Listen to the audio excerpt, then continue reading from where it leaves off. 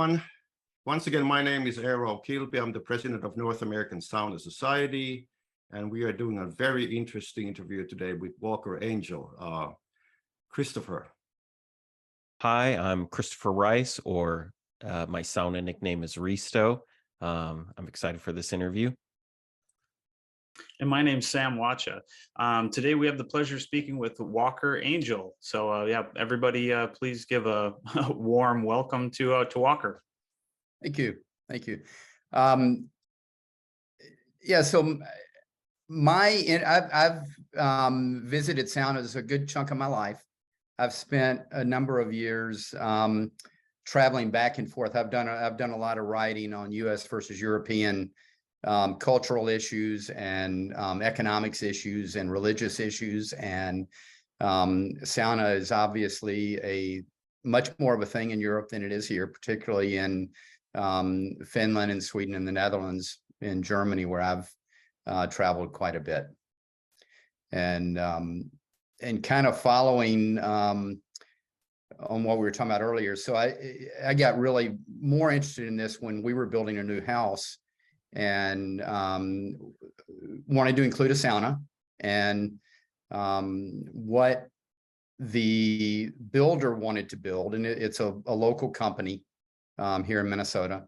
What they wanted to build was not it was different than my experiences with saunas in Finland and in Europe in general. And it also didn't make sense from a physics standpoint, which was the first thing that really got me is I had a 10-foot ceiling. They wanted me to do a 7-foot. They wanted me to do low benches. And that was kind of the first trigger for me to start doing my own research rather than relying on them to build it for me. And had you owned a sauna before that? Or no. How did you get to the point where you're building a house and you already know we want a sauna as part of this? Just from prior experience with saunas. So, I mean, that was a definite, in the very early requirements definition for the house, the sauna was a key element of that. I'm interested to know that, okay, many people know about sauna, not necessarily the kind of sauna that maybe like I'm thinking of as a Finnish person, but how did you know how to use a sauna? Because I think that's at the core of, there are saunas and then there are saunas, but then there are people who don't know how to use a sauna the way that it was meant to be used. Like, was it a travel to Finland or Sweden or wherever, I think it was both, because I used saunas, or I used what I call sauna looking objects in health clubs in the US. Whether or not they're actually saunas, I think I would argue probably not, but so I'd done that, and done the American thing of you go in the sauna and then you immediately go take a shower. And then I had also experienced the European or the Finnish version of doing of it being more of a relaxed event, maybe is a good term for it, of taking time and doing multiple rounds. And I think in particular the contrast of high humidity, low humidity during the time in the hot room, and the contrast of hot and cold from one round to the next. And I think also the contrast of sauna time versus real life. One is relaxed, and not that real life isn't relaxed, but it can be kind of stressful sometimes. So I think that was the big thing for me, were the contrasts. Was there like a particular sauna like moment or experience that you could remember where, like those things that you described, like the difference between real life and sauna and the multiple rounds and the contrast? Was there a particular sauna where that clicked more than like the health club, where you're like, okay, this is something more, I love this? I don't think so. You know, I think part of that, because I've spent so much time going back and forth between the US and Europe and analyzing stuff, you know, analyzing road designs, you know, to get, you know, really boring. You know, but, you know, why are you 5 times as likely to be killed on a US road as on a road in Europe? You know, why do Europeans live longer? Why do they have so many fewer diseases than we do? You know, so you know, I think sauna was just kind of one of those things that fit in with all of that. Walker, what do you think is the biggest benefit that you personally get from sauna? You know, I think for me, it's enjoyment. I enjoy doing it. And I'm not against, you know, I think some people like to, you know, online we see people that you see the people that come into a forum and they're all focused on health benefits, or, you know, there was somebody the other day wanting to do the niacin diet, you know, where I think you take like high doses of niacin and do sauna. You know, and I don't recommend doing that at all.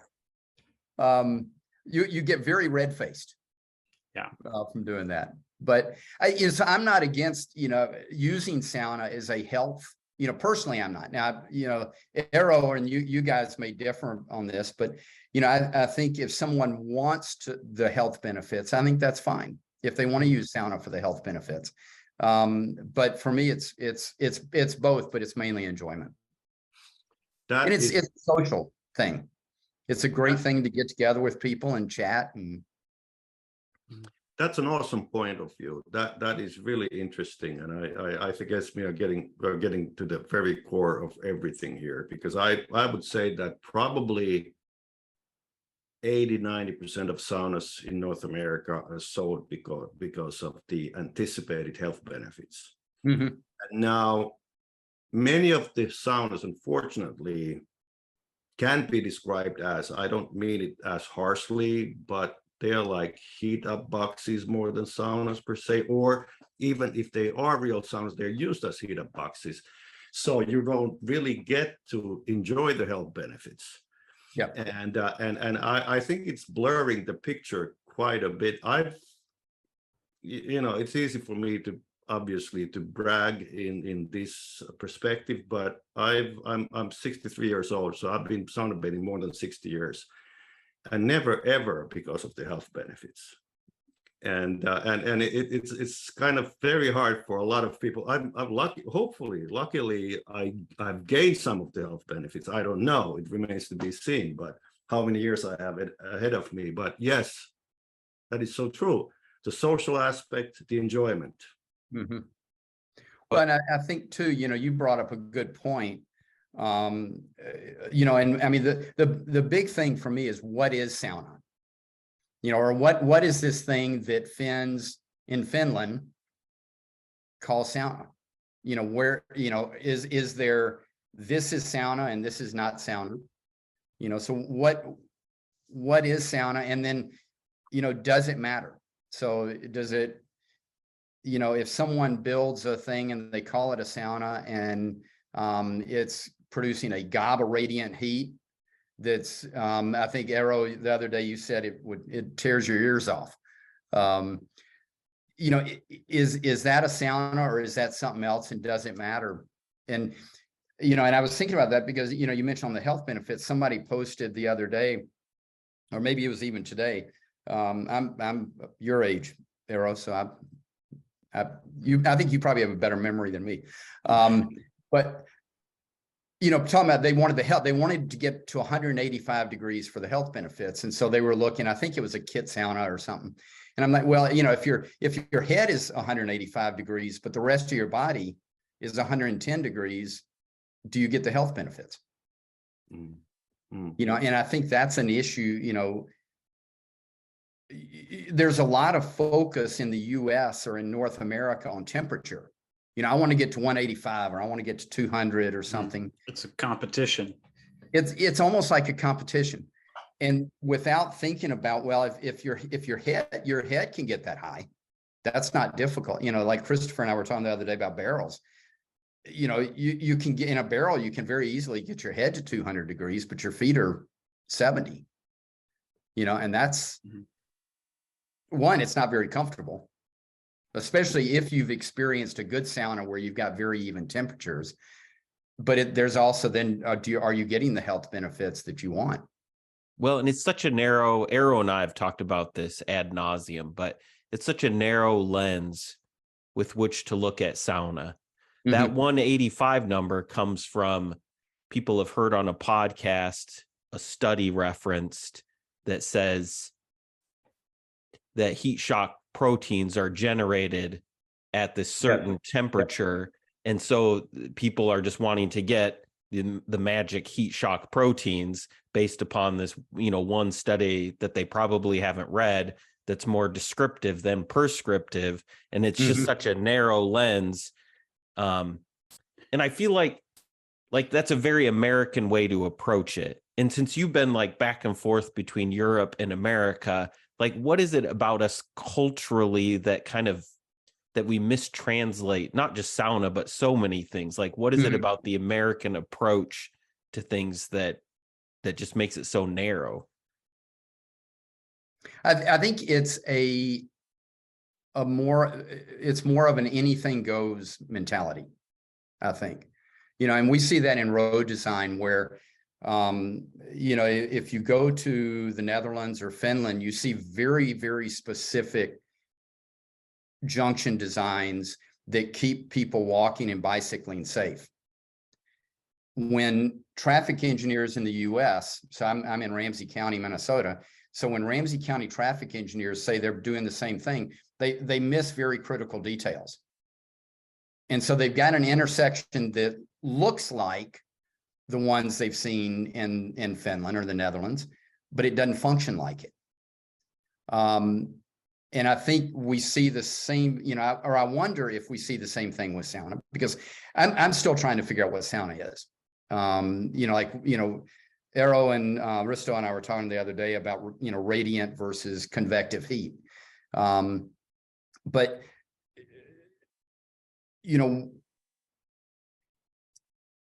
how wide is what we call, this thing called sauna?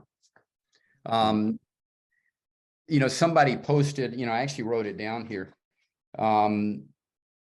In response to, there was a post, I can't remember if this was, I don't know if you guys saw it, I think it was on Facebook. And he responded, a sauna is a room with wood on the walls, benches, and a hot stove full of rocks are the only absolutes. I've been taking saunas for 63 years. And I'm thinking, okay, well, is he describing a sauna, or is he describing a form of sweat inducement or a form of thermal experience rather than, is a sauna narrower than that?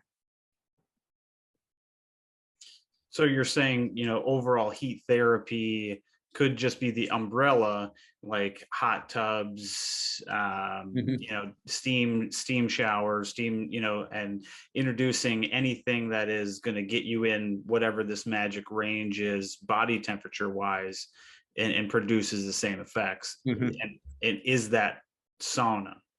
Well, so, going back to the radiation versus convection thing, which, so I had a couple of years ago, I kind of first, really thought about the convective loop in a sauna, or in a Finnish sauna anyway, and how that functions and how that creates the Loille cavity, or the Luleå cavity. I cannot. Only Eero can say it. I'm not allowed to say it. I'll do that part. I'll do that part. Okay. And and I've been told when we were building our sauna, and I'm talking with sauna builders in Finland, asking them, would you build a sauna this way? And they're like, no, you're going to have too much radiant heat. You're too close to the stove, the sauna stove. So if someone builds, and I'm going to pick on Kuma, and I probably shouldn't. I mean, it's the same with Kuma or Nipa or Royale or any of them that make the heavy steel stoves. I know Kuma produces a lot of radiant heat. Mhm. And it doesn't produce much convective heat. So if you build a sauna that's got a 7-foot high ceiling and you intentionally do 7 feet, because you think a sauna should never be higher than 7 feet. So you've got 2 bench levels in it instead of 3. You put in this stove that produces a gob of radiant heat. Is that a sauna? And I don't know, maybe it is. I don't know. My personal view is that it is a sauna. Okay. It's just a version of sauna. And in my book, and Walker, we've touched that a little back in the day. He's like, I might be wrong. I'm not very familiar with banyas, but banyas are about radiant heat. And they have like the Banya is? Banya, yeah. Banyas Okay. are, yeah, banyas are Russian banya style. These Yeah. radiant heat. They have huge heaters. And there's no way that you can avoid the radiant heat. But then on the other hand, so it's everything is about thermotherapy, and there's nothing about it. There's nothing wrong about any version of thermotherapy per se.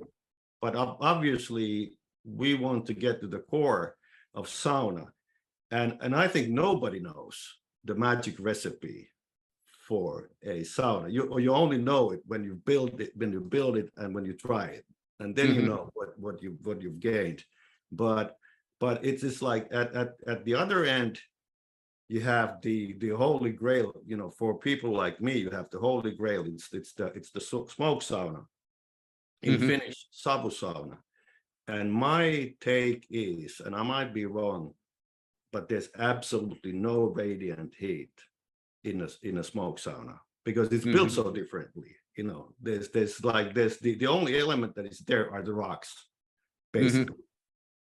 And the rocks don't emit that radiant heat.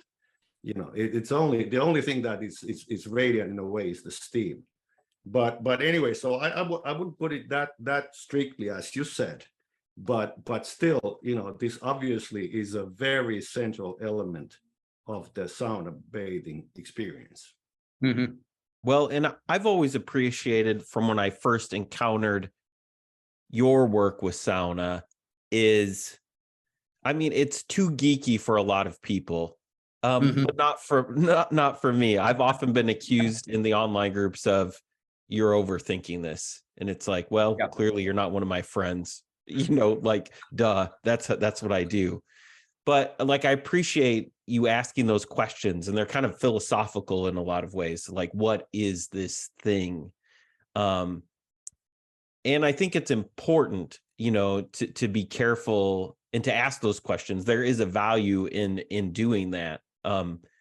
It's maybe uncomfortable for Americans. We're very Wild West, and, who are you to say? And, we don't need tradition. It's all about freedom. But you lose some things, if you don't tap into those old school practices, and learn from those. And so I guess I'd like to transition a little bit to your online work with when you started cataloging what you were learning. So first of all, what is it called? Why do you call it that? And how has it grown, your website? It started out, I mean, the initial thing were just the notes that I had taken as we were building our sauna. And, which did not turn out, I wish I could rebuild our sauna, because I've learned so much since we built it. And it's really a quite awful sauna, in my opinion, now. But it initially started as just my notes that I put online, and initially for a friend who was building a sauna. I threw them up on another website, on the localmile.org website that I had. And I think I called them Walker's Sauna Notes at that time. And then as they kind of got shared, I changed the name to Trumpkin's Sauna Notes at some point. Not to disassociate myself from it, but just to give it something a little less personal. And what is Trumpkin? Because everyone's going to want to know that. Trumpkin is my favorite character in Chronicles of Narnia. Okay. And, you know, Trumpkin is this character that is very practical. And if you want something done right, you know, this is the dude that's going to do it. And I like, you know, when I was a kid, I used to, you know, Trumpkin was, I'm like, you know, this is a very cool guy. So Trumpkin has always been one of my favorite characters. So, and it just kind of grew from there. So it's, you know, added on to, you know, at some point I added the thing on barrels because I had been in barrels before. The first few times, you know, the first couple of times I was in a barrel, I thought it was great. I thought it was totally wonderful. And then I experienced a sauna and found out, well, maybe these barrels aren't so great after all.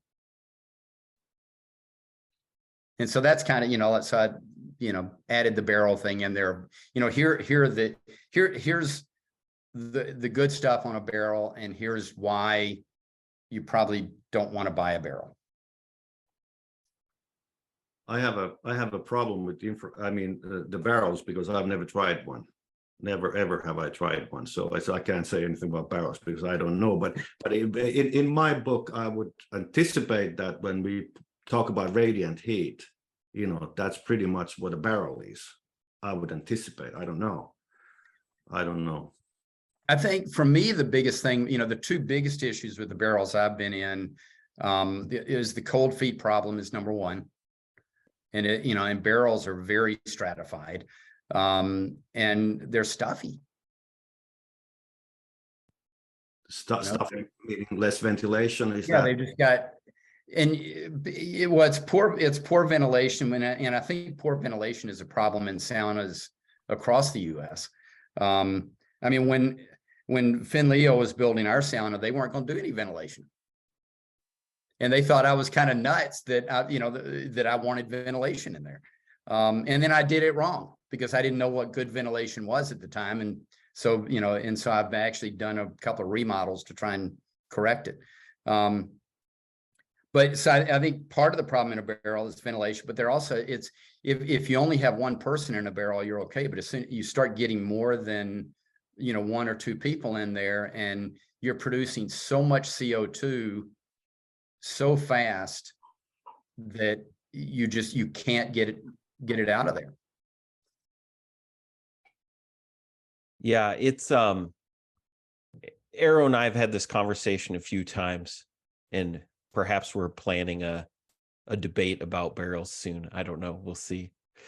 But our first sauna was a barrel that we got used. The nice thing is eventually gaps develop, so you do get some nice ventilation. Okay. They should add that as a selling point to barrels. Over time, it will get better. That's right. Well, you know, the thing, there was an interesting conversation I had with a realtor up in northern Minnesota. You know, and this is before, you know, going back before my stronger interest in saunas, but you know, we were talking, we were looking at cabins, and she said, you know, there's so many of them that have these rotting barrels. And my first thought is, you know, well, they're making whiskey or bourbon up here, but it wasn't. It's old, you know, it's old sauna barrels that, you know, were left, and you know, so that was one. She said we have to haul those off quite frequently. Yeah. Well, and no one knew to put a roof on them. They thought this barrel was weatherproof when it obviously was not. And we're seeing so many people on the online communities now with barrels that are, you know, 2-3 years old since buying them during the pandemic. And now they're, you know, now they've learned their lesson. Unfortunately, the hard way. But Walker, while you were talking there, I did a quick search. I wanted to see how many times your Trumpkin's notes are referenced on my forum in Reddit, and it's at least once a week. So I mean, that just goes to show. I mean, it's getting passed around, and it's it really is. That's awesome that it's getting so much exposure. You know, interestingly, it gets read from Finland more than from the US. Really? So, which That's- I thought was kind of interesting, but yeah, and it's, you know, and the goal is to make it accurate. So one of the things, you know, like with you guys here, you know, anything you see in there that is inaccurate, you know, I want to correct that. You know, the goal is for it to be a resource for people on what good sauna is. And I hate seeing people misled or taken advantage of. And, you know, and I see people, you know, we had a neighbor across the street here in North Oaks that built a very nice house, had a sauna put in, and it wasn't what he had experienced in Sweden. And it was, you know, and it was built like an American sauna. Well, and I think that's key, is like, and though while we like we may disagree and we may discuss things online and get into the intricacies, which I love, you know, because I'm learning too. You know, we should always be continuing to learn and grow. Yes. It's a huge practice. No one person can embody it, but I think it's so key to be like well informed. And then if you make compromises, you know, if you buy a kit or a barrel or you build your own, you know, I mean, everyone's probably going to make some compromises, but then they're informed and, you know, you understand like what type of compromises you're making. And part of that, I think, flows from information, but also from experience. You have to go out and use a bunch of different saunas, or a really nice sauna. And then you understand what the comparisons are. Like recently, in the past few months, I used infrared for the first time, which I don't consider a sauna, but it helped inform my thinking. And now I can talk to someone of like what the difference is between infrared and an actual sauna. Well, an infrared is cool. I mean, I think, I mean, you know, I think whether it's an infrared sauna, or excuse me, an infrared cabin, or it's, you know, we have infrared heaters on our porch that we use kind of in the shoulder seasons that are, you know, wonderful. And I think an infrared cabin, you know, I tried one at Finleo, and I think they're, for what they are, I think they're very cool. But that's not, you know, I think most of us would say that's not sauna. Now, the question is, at this point, we are like halfway through this discussion. So I pretty much always ask the same question. So why do we really care? Why are we so passionate? Like, why do we see? I think we pretty much all see, us four, we see sauna the same. So why do we really? It's just like sauna is a sauna is a sauna. Isn't that so? I'm like, this is a question for all of us. I think it goes back to, yeah, I love when anyone answers, you know, it with, you know, the quotes event, you know, sauna's an event, you know, and to me that I you know, believe that as well, because an event can be 45 minutes, an event can be 4 hours. There's no time restriction or anything like that. I do feel like the infrared cabins do infringe on the event, because I think so many users are using them as a one and done. I'm going to go use this for 15 minutes. It's going to cure what ails me, and I'm going to go about my day. So where I fear that, I think that's a detractor from that event status, and that's where the culture and the heritage lies. Infrared isn't going to carry on the traditions of Finnish sauna bathing. It just it can't. But unfortunately, it's winning in the marketing and in the sales and in the popularity. And now that's unfortunate in North America, because we're so heavily influenced on that. I really hope that more people try traditional sauna and really get to know what that event is. Is it possible for someone, you know, so Michael Allen made a comment that 90% of the saunas in North America are bad, and the other 10% are worse. And I've had at least 3 people from the Finnish Sauna Society quote that to me. And, you know, as well, in I think one builder mentioned it as well. Is it possible is there a sauna in the US that is like a Finnish, a sauna in Finland? You know, My so garage. Yeah, I think so after my wife and I kind of stumbled into Finnish sauna beyond just the regular hotel one, I like the hotel one okay, and she didn't like the hotel one really at all. It was just warm and uncomfortable. But she is a huge fan of the Finnish expression, which is actually real sauna.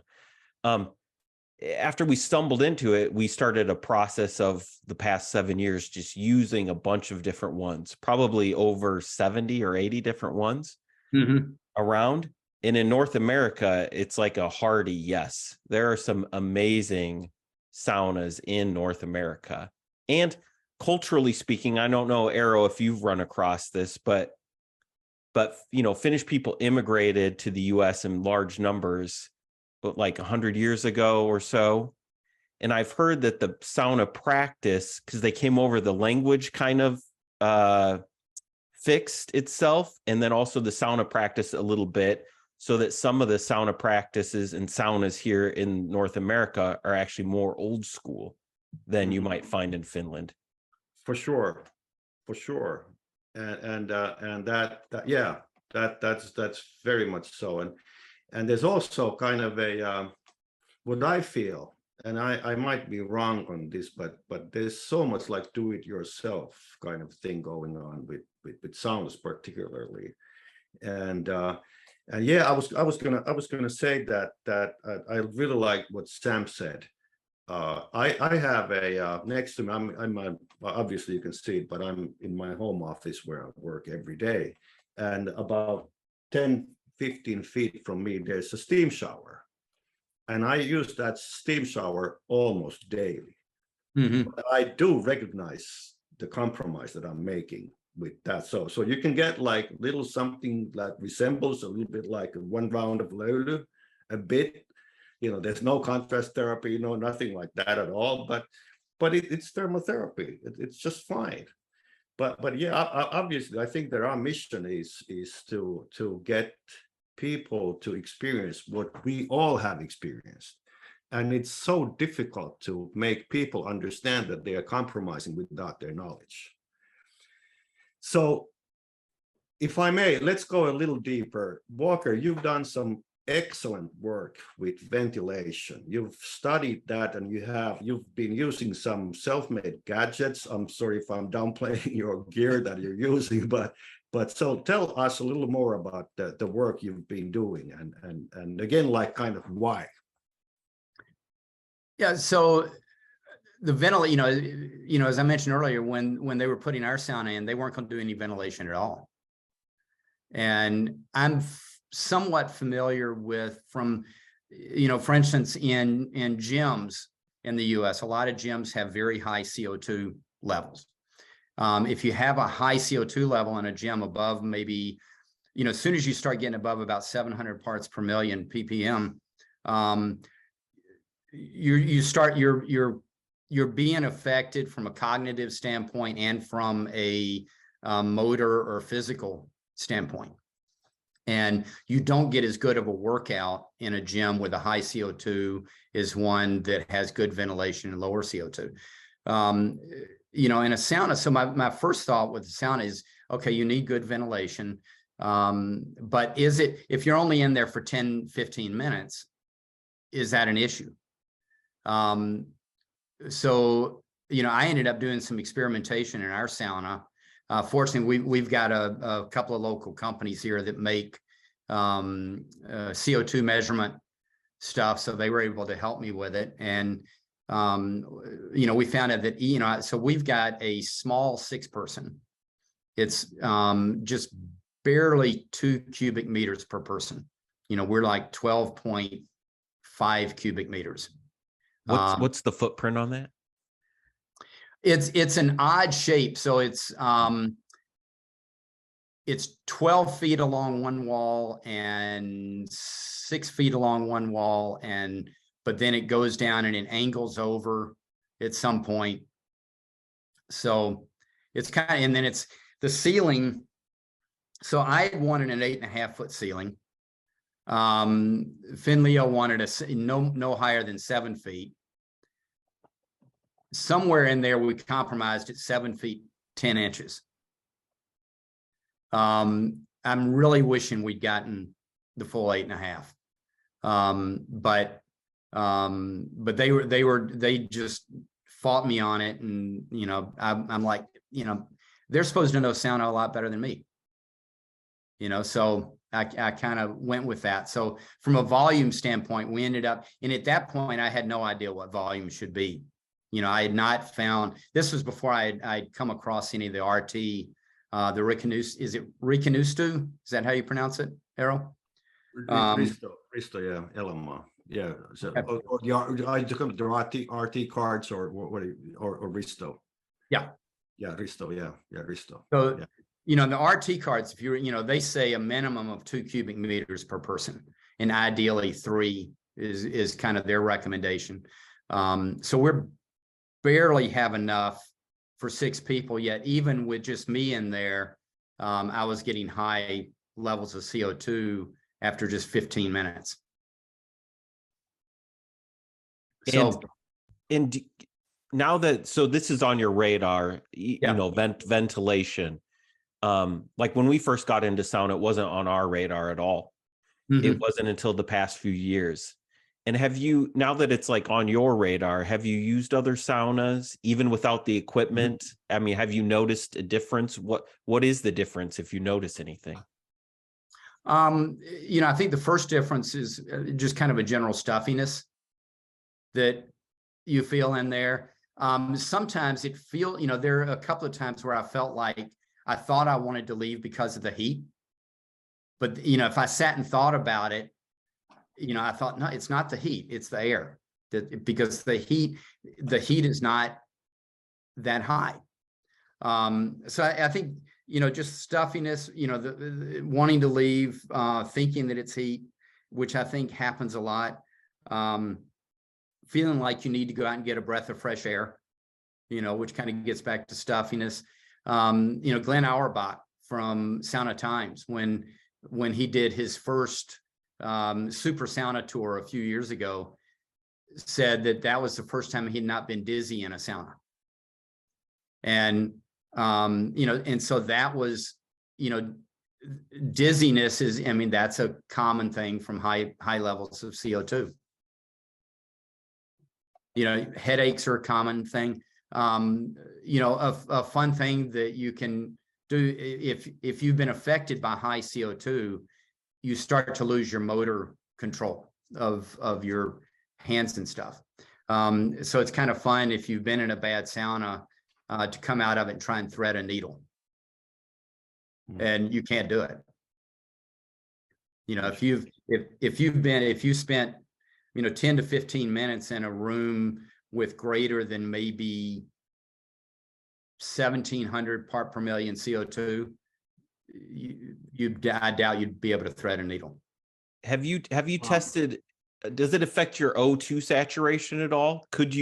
Is there a correlation or some sort of connection? Could you do an O2 test afterwards? No. Okay. Yeah, well, yeah.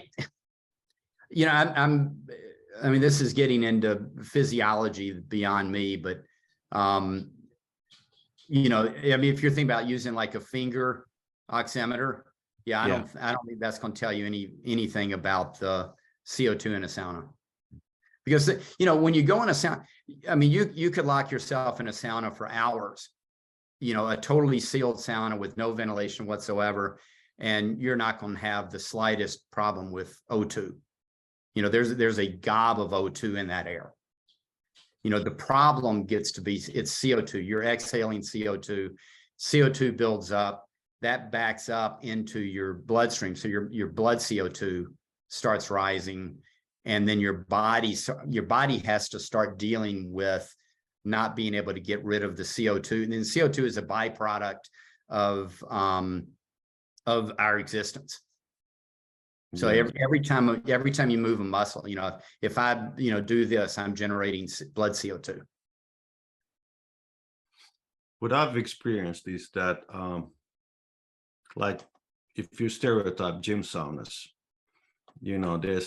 obviously there's very often there's no ventilation, none whatsoever, but also the maintenance is lacking. So you open the door, you smell that stale smell of sweat, and then you just close the door. You don't go in because you don't want to do it, because it's not even close to what it's a sauna is always supposed to smell fresh. It's always supposed to smell good. Plus, obviously, the ventilation part. Just, you mentioned about, staying inside. So how long do you normally stay inside the sauna for one round, Walker? We typically, we set our sauna about 94 to 96 Celsius. Usually 12 to 16 minutes, maybe. Okay. And how many rounds? Anywhere from 2 to 5 is pretty normal. And out, time between rounds could be 5 minutes or an hour. I'm with you on that. Takes me. I'm sunbathing with my pals. It takes about 3 to 4 hours, and my wife still can't understand how it takes so long. And when you do you guys ever have people over, introduce people to sauna? And if you do, like, how do you do that? How do you host, as Sam said, the event? Well, I mean, part of it, on the Trumpkin's notes, there's the intro to sauna, and that started as just something that, I could, send to someone and say, here's a little bit about sauna, because you're right. I mean, most Americans don't understand sauna.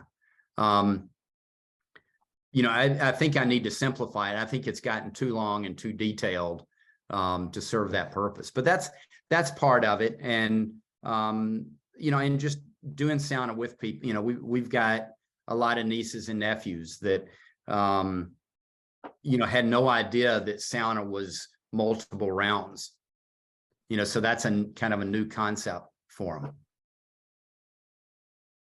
What do you think are some things that, even like some of the big players, some of the big manufacturers and builders of saunas in North America could be doing to be a better steward, for sauna? What do you think is a way to reach people and share this information and experiences?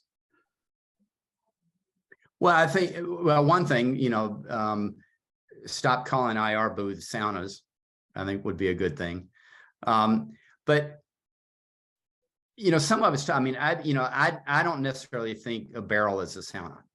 I think at some point, and I think the same thing about, so I might disagree with Eero on this, on radiant, because when I've talked with people, I keep hearing no radiant. If you feel any radiant, that's not good. So then, and I would ask you guys this, I mean, at what point is something not a sauna? How wide of a definition is sauna? So, I might have a narrower definition, and maybe narrower than it should be, just because I'm still trying to figure it out, and talking to a lot of people in Finland about it and querying, and you get all kinds of different responses to that. So a lot of people I've talked to would say that if you have much noticeable radiant heat, it may not be a sauna. So, I think part of the thing is, with, how do we get kits? People, kits are a great option. Can we, but I look at the kits and they're almost all 7 feet or shorter, 6'6" to 7 feet. They have 2 benches. I don't know that there's a single kit where the foot bench will be above the stones or above the cold zone in the bottom. None of the kits have good ventilation. So that's, I think for me, the first thing is, what is sauna? Or what is good sauna maybe? And I'm still trying to figure that out. And this has been a good, so Eero's comment, was interesting to me. That maybe a sauna with a heavy steel radiant heater is still a sauna, because I started calling those sweat lodges. Because the sweat lodge is more of a radiant experience. Yeah, I'm sorry, Walker, I'm interrupting you, but no, I don't disagree with you at all. But the thing is that you have to understand, and I've said this before, is my first experience in an American sauna, quote unquote, was 1981, and it was a room with the wall-to-wall carpet, maybe an honorable 130 degrees Fahrenheit heat, and absolutely no way to throw any water, because there was no, that whatever that thing was that was generating that heat was not the sauna heater. So it's like as I said, I don't think that we should be too narrow, because it is a learning process, and I'm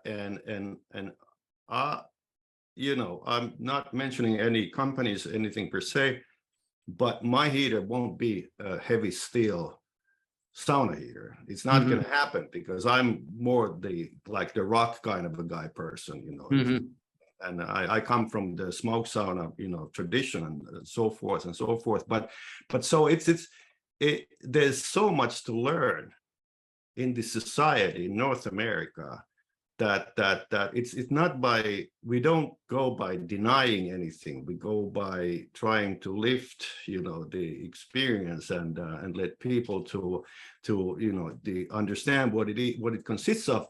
The problem, particularly here, I'm in New York, so the problem is that where do you go? It's just like, the only thing I can suggest, if you guys come over, is let's go to a banya, and that's about radiant heat. So it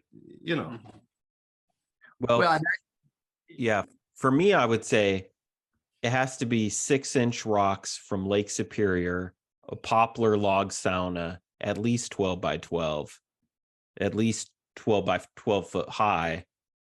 Yeah, right on Lake Superior. Anything else doesn't cut it. Doesn't cut it. Not the Northern Sea.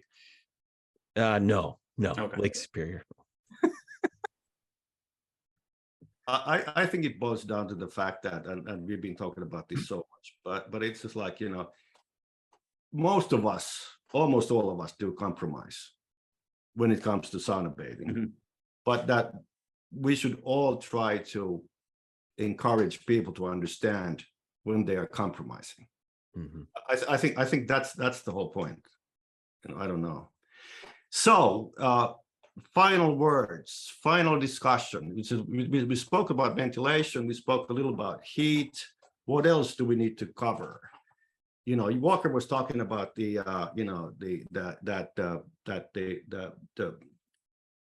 rest period of that heat therapy. It's about from 5 minutes to an hour.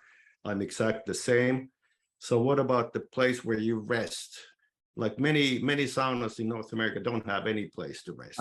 Absolutely none. And because it's a one and done deal, so there are not any water element close by either.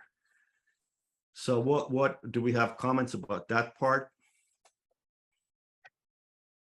I think, for me, I think some kind of a vestibule / changing / sitting / shower, area is critical. I think mostly for the airlock functionality, so that, or at least in Minnesota or in any cold place. Because otherwise you open the sauna door and you get, on a day like today, I think it's 6 degrees out here today. You get all this rush of cold air in, and you get all this, the hot air inside the sauna rushing out, and you need it just, simply for the air, to prevent that from happening. But yeah, I think every sauna I've seen in Finland or Sweden had some kind of a vestibule or changing area. And so I think they're important. You know, people in North America often don't want to do it. Some do, but a lot don't. It's like the And I old think part of that is they turnstiles don't at the understand the Metrodome. benefit. Huh? It's like Sorry. the old turnstiles at the Metrodome. Yeah. You got to keep the air in just as much as you got to keep the cold air out. Yeah. So if you were to build sauna number 2, there's a quote in a banya book I read where the guy says, if you build one banya, you'll build 2. And Yes. having built my own first sauna, I'm a rigorous critiquer of the sauna I built. People will be like, oh, it's really nice. And I'll be sitting in there being like, yeah, but. So if you were to build sauna number 2, what would you do? What would your dream sauna build be like? I think it would be larger. You know, it'd probably be more like 10 by 12 for the hot room. You know, I like having, you know, we can fit 6 people in ours.